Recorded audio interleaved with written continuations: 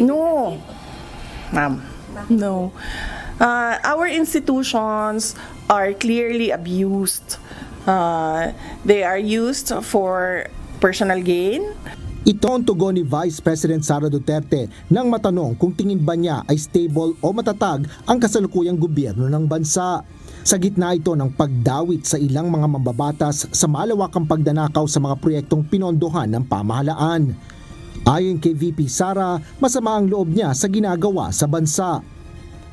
We have already seen the testimony of witnesses about corruption, and there is practically nothing happening in our country.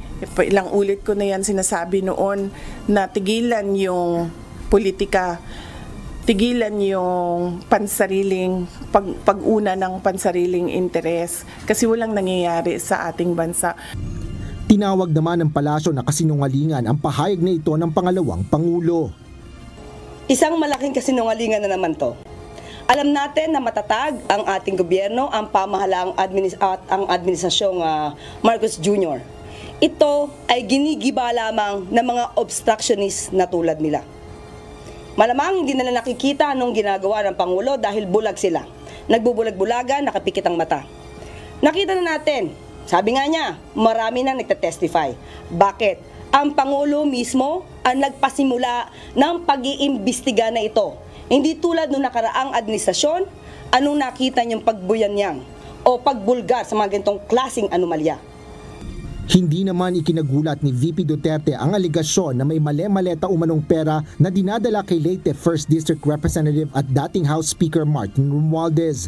Tugon ito ng pangalawang Pangulo matapos masangkot ang kongresista sa anomalya ng flood control projects. Kaugnay ito ng pahayag ng isang nagpakilalang Orly Guteza sa pagdinig ng Senate Blue Ribbon Committee na tumistigo laban kay Romualdez. Matagal naman namin na alam yan dahil matagal naman na yan pinag-uusapan. Simula pa lang noong pagpasok namin as President and Vice President, naririnig na namin yung delivery ng mga pera na nakalagay sa mga suitcases. Pero ngayon lang siya lumabas in public dahil merong witness na nagsabi na siya mismo ang nagdadala nung mga suitcases na yon.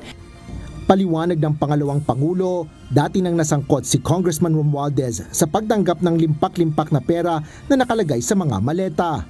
Hindi siya odd for Martin Romualdez because he was already involved in heavy luggages doon sa Okada case. Kung maalala ninyo, doon sa State of Delaware case sa Amerika, nabanggit na yung pangalan niya doon at nabanggit na rin yung pangalan niya doon na tumatanggap ng pera na nakalagay sa luggages. So ganun talaga yung modus nila. Sa pagpunta ni Vice President Sara Duterte dito sa Senado ngayong araw, inihayag rin ng Vice Presidente na hindi lang kickback sa flood control umano ang tinatanggap ni Congressman Romualdez. Hindi lang sa flood control, ma'am, pati sa sa illegal gambling. Tumatanggap sila. So, si Martin Romualdez. So, hindi lang siya sa flood control. Baka kasi yung tao na nagtrabaho ng basura, flood control yung pera na tinatransport nila. Pero marami pang iba pang mga sources ng corruption na dinideliver. Tumanggi nang ihayag ni VP Sara kung sino ang nagsabi sa kanya nito. Aniya, ayaw din lumabas ng mga taong nagbigay sa kanya ng mga impormasyon dahil na rin sa takot. Ngunit galing anya ito sa opisina ng kongresista. Ito din yung mga tao na nagsasabi sa akin na na aatake sila sa confidential funds. Ito din yung reason kung bakit hindi na namin ginamit yung confidential funds on the 3rd and 4th quarter noong 2023 kasi sinabihan na kami na pinagmimitingan sa loob. Derechahan namang itinanggi ni Congressman Romualdez ang aligasyon ni Vice President Duterte. Sa pahayag, sinabi ni Romualdez na hindi siya tumatanggap mula sa iligal na sugal.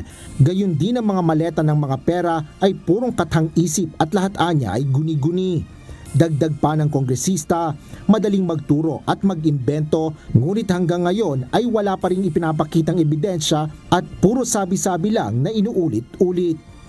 Asher Cadapan Jr., UNTV News and Rescue.